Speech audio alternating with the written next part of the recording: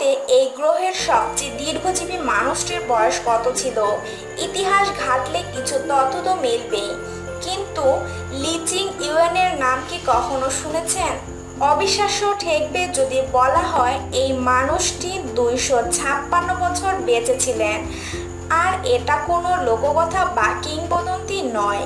2030 সালে new York টাইমসে একটি নিবন্ধিত প্রকাশিত হয়। সেখানে বলা হয় জেদং বিশ্ববিদ্যালয়ের প্রফেসর উচুর যে গবেষণা করেছিলেন চীনের রাজাদের পরিচালিত সরকার ব্যবস্থার ইতিহাস নিয়ে।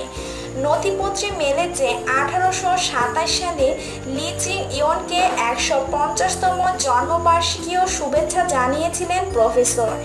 পরবর্তীতে তিনি 1877 সালে লিকে 200তম জন্মবার্ষিকী শুভেচ্ছাও জানান। 1928 সালে নিউ ইয়র্ক টাইমসে কর্মরত এক সাংবাদিক লিখেছেন, বেশ কয়েকজন বয়স্ক ব্যক্তি লি এর প্রতিবেশী ছিলেন।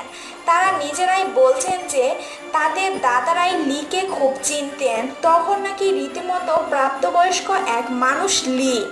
এ খবর সবাই জানেন যে বিস্ময়কর লি চিং মাত্র 10 বছর বয়স থেকে হার্বাল বিজ্ঞানে হাত পাকাতে শুরু করে। সেই উঁচু দুর্গম পাহাড়ে চলে যেতেন হার্বাল উদ্ভিদের খোঁজে। এগুলো নিয়ে গবেষণা করে তিনি দীর্ঘায়ু লাভের গোপন মন্ত্র আবিষ্কার করেছিলেন। প্রায় 40 বছর তিনি কেবল হার্বাল উদ্ভিদ প্রস্তুত খাবার খেয়ে বেঁচেছিলেন। তার খাদ্য তালিকায় ছিল লিচিং, জোজিবেরি, বোনো জিনসেন, সু ও আর বুটু কোলার মতো হার্বাল। 1749 সালে তার বয়স 71। চাইনিজ সেনাবাহিনীতে যোগ দেন মার্শাল আর্ট এর শিক্ষক হিসেবে। বলা হয় সেখানে তিনি দারুণ জনপ্রিয় এক ব্যক্তিত্ব হয়ে ওঠেন। বিয়ে করেছিলেন 23 বার। প্রায় 200 সন্তানের জনক তিনি। তার জন্মস্থানে অনেক গল্প প্রচলিত রয়েছে। অনেকেই বলে লি নাকি সেই ছোটকাল থেকেই খুব দ্রুত পড়তে ও লিখতে শেখেন।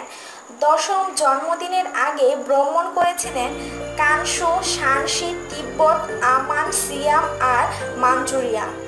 এসব অঞ্চল চষে বেরিয়েছিলেন হার্বাল উদ্ভিদ সংগ্রহে। জীবনের প্রথম 100 বছর পর্যন্ত তিনি নাকি হার্বালের গবেষণা নিয়ে ব্যস্ত ছিলেন। তবুও লি চিং কোনো মিথোলজি নয় বলেই শক্তপোক্ত প্রমাণ রয়েছে বলে দাবি করা হয়। নথিপত্র ঘাটলেও তার আয়ুষ্কাল সম্পর্কে ধারণা মেলে। সত্যি এই মানুষটি 256 বছর বেঁচে ছিলেন।